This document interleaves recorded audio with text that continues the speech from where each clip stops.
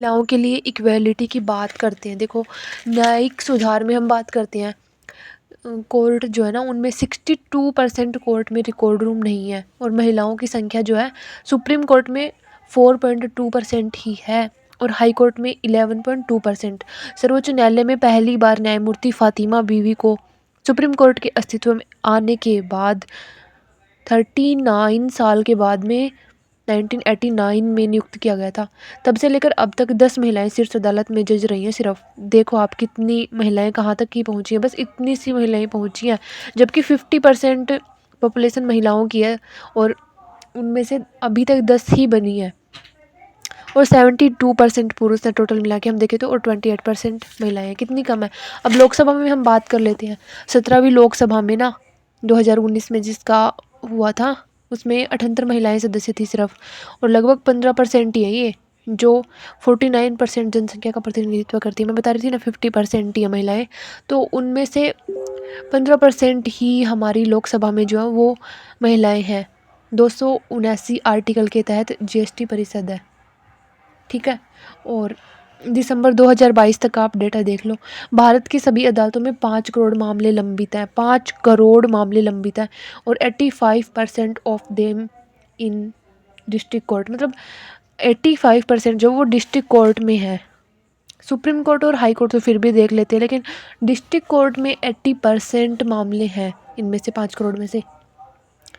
और आप एक ये बात देख लीजिए, 50 मिलियन पॉपुलेशन है ना, उसके लिए 50 न्यायाधीश ही हैं सिर्फ।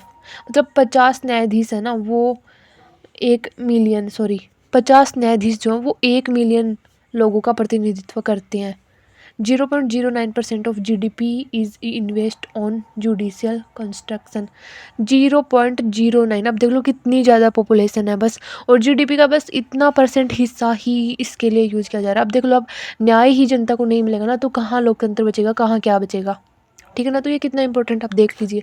सर्वोच्च न्यायालय 225 दिनों के बावजूद 188 डेज काम करता है।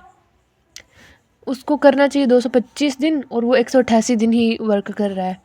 और 1.7 मिलियन पंजीकृत अधिवक्ताओं में से 15% ही एडवोकेट महिलाएं हैं।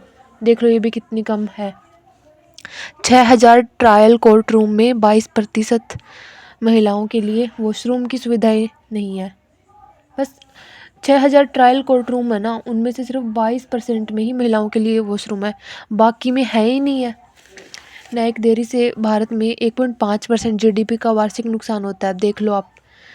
अकॉर्डिंग टू 2011 की जनगणना, देश की कुल आबादी का 8.6% आदिवासी है, जो 104 मिलियन है।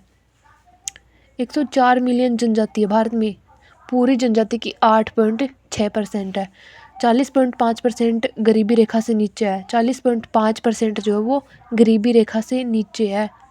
इसमें से लिंगानुपात, लेकिन इनसे ये चीज़ सीखनी चाहिए हमको। यहाँ के लिंगानुपात देखो कितना है, 990। मतलब सिर्फ 10 ही महिलाएं कम है।